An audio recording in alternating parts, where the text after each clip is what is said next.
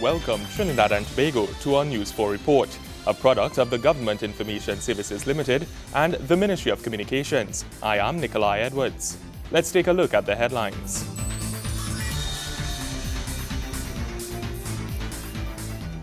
Diplomatic relations strengthened between China and Trinidad and Tobago. The Prime Minister makes a passionate call for citizens to join in the fight against crime. And Regional Carnival 2014 launched in central Trinidad. It's the start of 2014, and the Chinese ambassador to Trinidad and Tobago gave an outline of the deepening of relations between this country and China.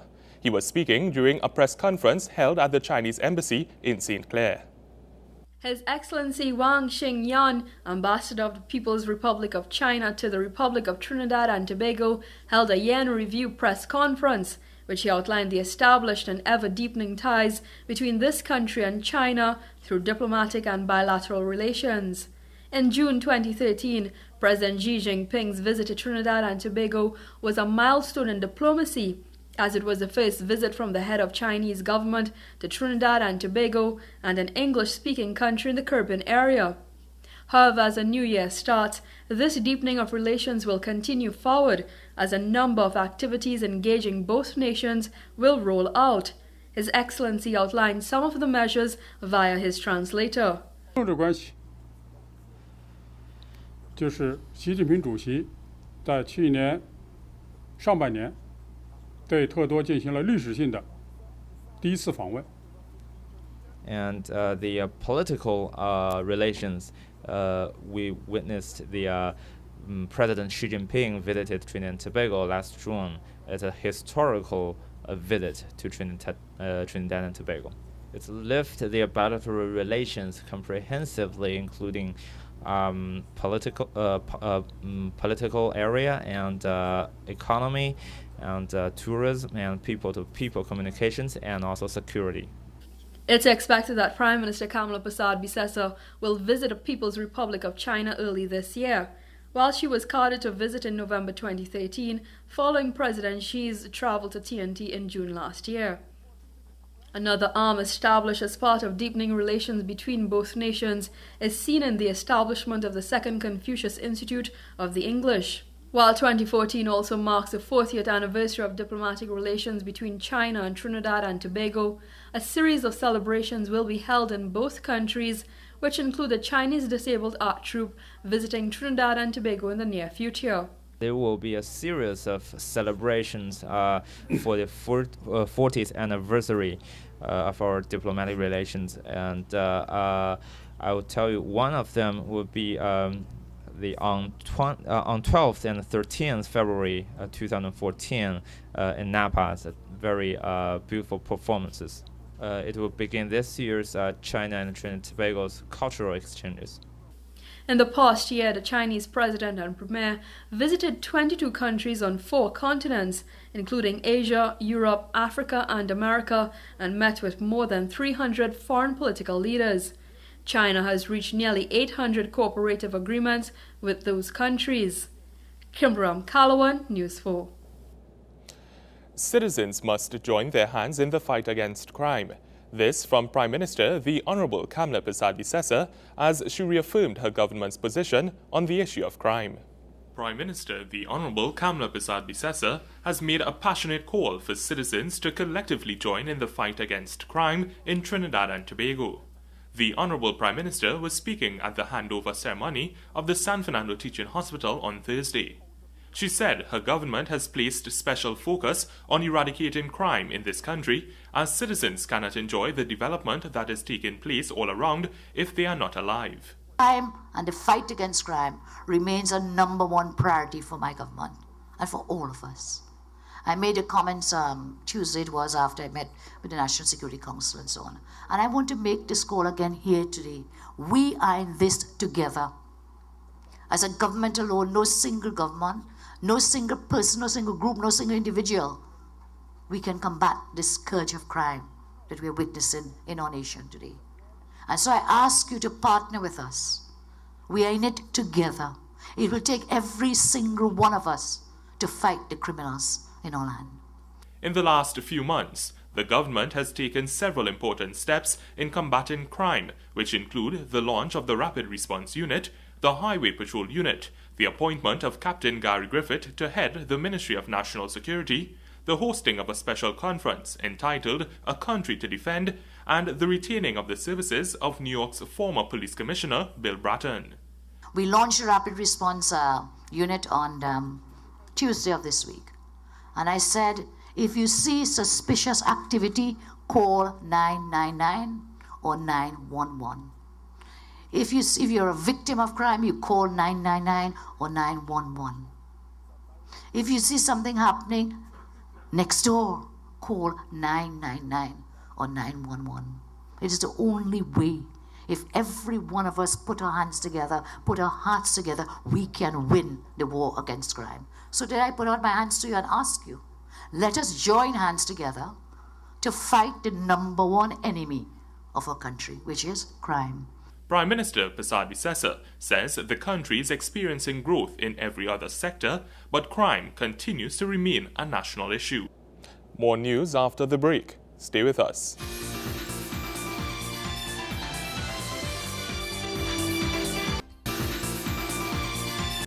Welcome back.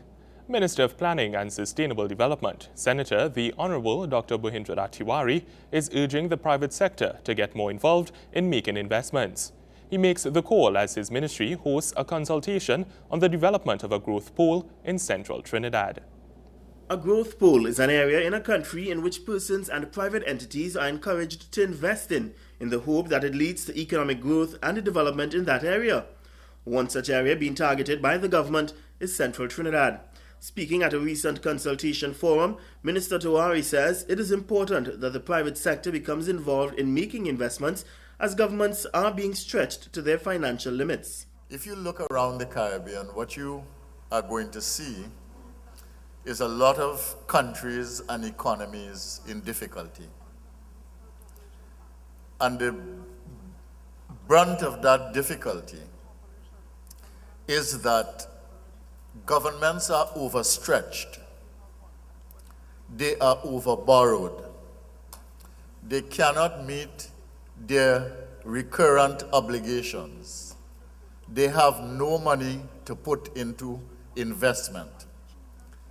And growth that is dependent on government investment is unlikely in any of those countries, from Jamaica coming all the way down to Barbados and Grenada. The only way forward in the Caribbean is in terms of private sector growth and private sector-led initiative. Minister Tiwari says while things may look grim across the region, there is still some hope for Trinidad and Tobago. However, he insists for this hope to become a reality, the private sector must do what it can to ensure growth and investment. We are lucky because we have energy. And the energy resources that we have basically pay our bills, meet our recurrent expenditure, and meet all the cost of all of our social programs.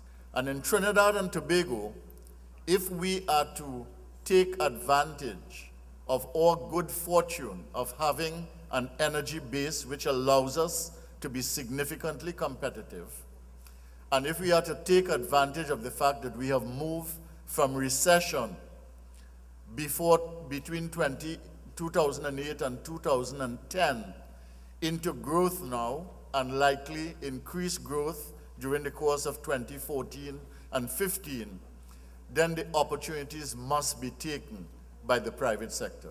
Dr. Tiwari explains the growth pool plans for central Trinidad will reap immense benefits once the private sector gets involved. The growth pool that is designed in central Trinidad and Tobago, and within that growth pool, through the Ministry of Trade, Industry and Investment, there are also 6 economic zones for development. And therefore, we have an opportunity to take a community that is growing and through private sector involvement and investment, really allow it to take off and create the conditions for a city community in the center of the city. The planning minister assures the growth pool will also ensure planned and sustainable development of central Trinidad, contrary to the ad hoc development which has occurred over previous years. He explains while housing communities and community development has been ongoing in Chaguanas and Couva, businesses have also been mushrooming in the middle of these developments, something which he says may not lead to sustainable development. Gregory McBurney, News 4. Senator the Honourable Vasant Barath, Minister of Trade, Industry and Investment, has assured that his ministry will continue to be guided by the principles of social dialogue, good governance, inclusion and participation in decision-making.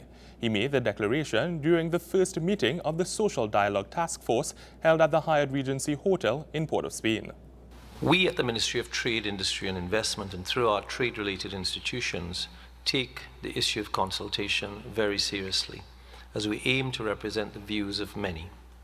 As you may all be aware, consultation forms a major part of the work of Invest TT, Export TT, ETEC, the Trinidad and Tobago Bureau of Standards, and many of our other agencies falling under the purview of the Ministry of Trade, Industry and Investment.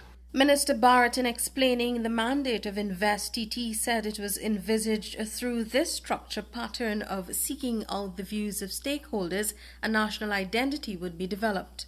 Invest TT in particular is actioning its mandate as a national investment and trade promotion agency has been actively and assiduously involved and engaged in conducting fieldwork and interviews with local experts, opinion formers and perception shapers towards developing a country brand for Trinidad and Tobago. For far too often and far too long, this country has suffered from multiple brands when we go out to the big wide world. To date, no one can tell outside what Trinidad truly represents. Who are we? What do we stand for? InvestTT is now working with all of these opinion shapers to create a universal brand, an umbrella brand for Trinidad and Tobago, through the views and opinions of all of the stakeholders involved. Senator Barrett was adamant that through this social dialogue process, his ministry will be ensuring the interest of all stakeholders. Felicia Wilson-Mon, News 4. Senator the Honourable Larry Hawaii, Minister of Finance and the Economy, says government was committed to equitable sharing, but noted that government did not have the answers to every problem experienced in the country. As such, the minister says he's pleased with the setting up of the Social Dialogue Task Force. Minister Hawaii believes the task force will assist greatly in moving the country's economy forward. Social dialogue provides great potential to create an inclusive national community, to promote national, social and political stability, which are all important ingredients for economic transformation and stable growth. This is according to Senator the Honourable Larry Hawaii, Minister of Finance and the Economy, during the first meeting of Social Dialogue Task Force held at the Hyatt Regency Hotel in Port of Spain. The task force was set up to promote consensus building and democratic involvement among key stakeholders. The current pace of economic growth in the global economy is insufficient to meaningfully address fiscal imbalances, debt challenges, and a job crisis facing many economies. Coordinated policy action is therefore urgently required. Senator Hawaii underscored the importance of social dialogue in moving Trinidad and Tobago economy forward.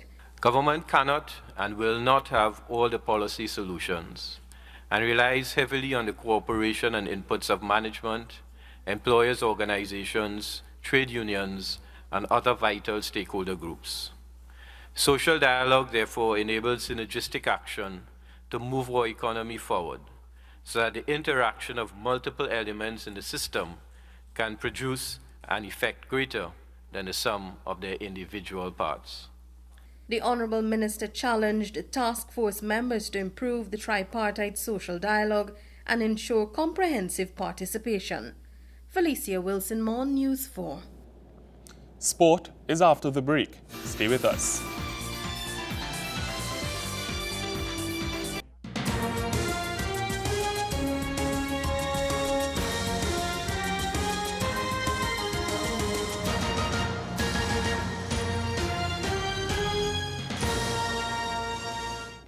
The Trinidad and Tobago women's under-20 team begins its quest for a place in the 2014 FIFA World Cup with a game against Honduras in the CONCACAF Championship being contested in the Cayman Islands. The News 4 sports team, led by Wayne Cunningham, is in Grand Cayman, and he reports on the team's readiness for Game 1. News 4 Sports at the CONCACAF Women's Under-20 Championship, courtesy the Ministry of Sport and the Sport Company of Trinidad and Tobago. Trinidad and Tobago arrived in Grand Cayman on Wednesday for the CONCACAF Under-20 Women's Championships. Prior, the Warrior Princesses had a pre-tournament camp in Fort Lauderdale. We spoke to Coach Isla Brown about that camp. That was a nice 10 days. We also had the foreign players come in to that camp, so they were able to get a little time to gel as best possible to get ready to come down here. I think it was fruitful in terms of deciding the last selection for the tournament. We talk about the foreign players coming in and gelling. Give us a little more on that. How they're looking now with the unit who has been together for a while. They're looking really good. Although they're US-based players, they've been in the program from the World Cup U17 team, so they're very familiar with the players and the team. They might be a little unfamiliar with me, but so far they've shown a great level of maturity in terms of the game, and fitting in has been relatively easy for them. All right, let's jump ahead to Friday. Do we have any concerns, injury-wise or anything, with regards to going into the first match against Honduras on Friday? No, I think so far from the preparation, I'm very comfortable and very confident going into that game. Of course, every team will feel that way, kid. But from my perspective, I think we're pretty much ready, kid, and willing and raring to go. The tournament was officially launched on Thursday at the Marriott Hotel in Grand Cayman. And according to the Honorable Osborne Bowen, Minister of Sport, all is set and ready to go. Following this championship, I can envision that the teams from our region with secure a berth may actually make it to the finals at the forthcoming Under-20 World Cup. And as President Webb said, we need to win it. Trinidad and Tobago start their quest for CONCACAF glory on Friday versus Honduras. The Warrior Princesses are looking eager and ready for action. I'm Wayne Cunningham from Grand Cayman for News 4 Sports.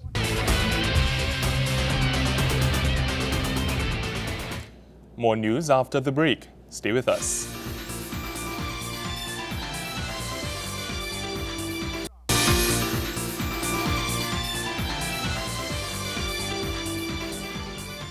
Thanks for staying with us.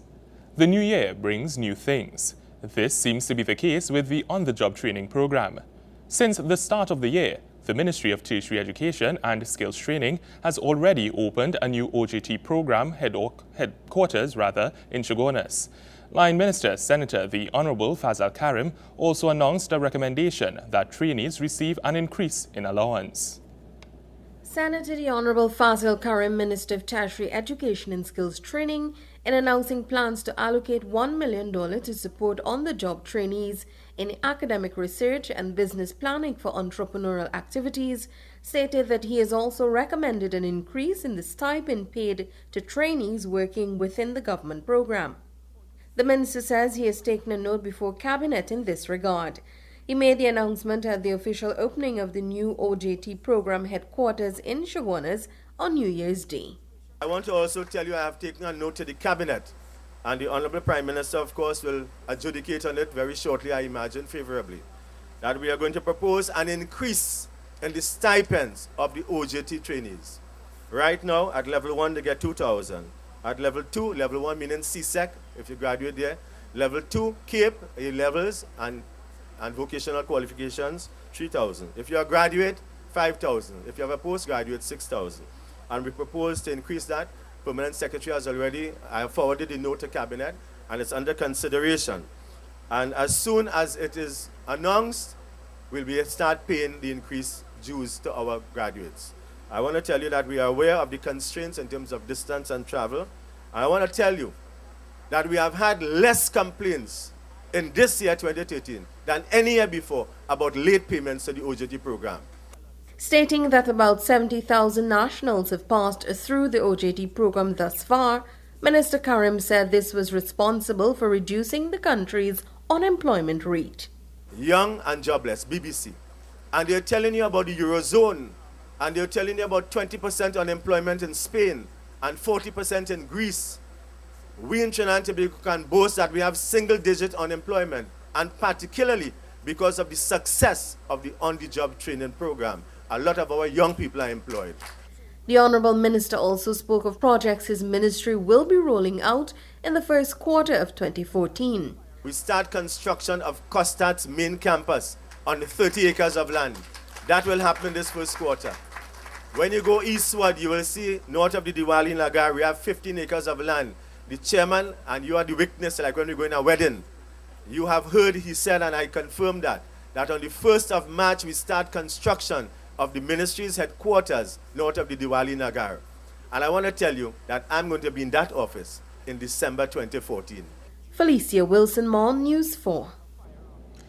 With the 2014 Carnival season upon us, the National Carnival Commission and the Ministry of Arts and Multiculturalism launched Regional Carnival, which is a means of appreciating the more traditional aspects of Carnival. Regional carnivals across Trinidad and Tobago are slowly becoming a fixture on the Carnival calendar, as citizens look forward to the diverse aspects of the greatest show on earth and the localities that birthed them.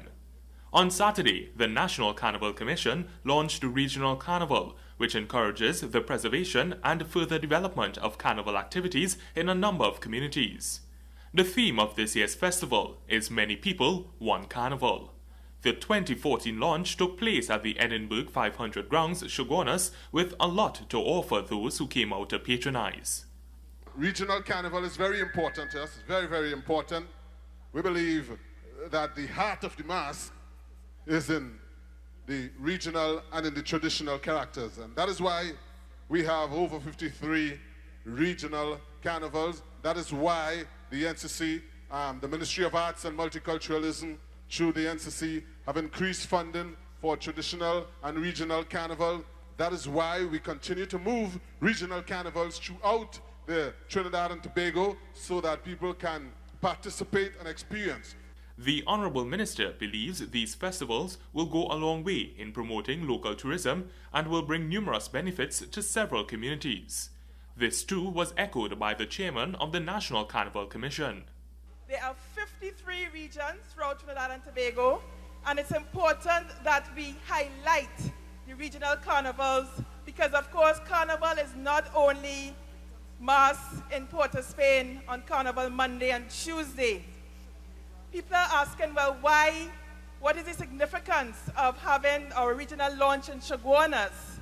Of course, Shogunas is in the center of Trinidad, and as we all appreciate, Shogunas is very important culturally, politically, socially, as well as economically. So it was only fitting that we launch our regional carnival for 2014 in Shogunas.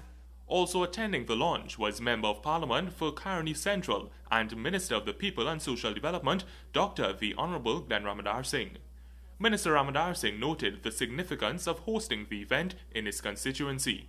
We are proud to kick off the activities for 2014 here in our constituency. Here the young, the old, and all those who participated were excited and enthralled with the mass of old time. And I'm sure later this afternoon with the entertainment lined up here, it is going to be a bumper evening. At the launch, there was a parade through the community that showcased traditional mass characters, including Jab Jabs, Midnight Robbers, Dame Lorraines, Fancy Sailors, Pero Grenades, and even Live Pan.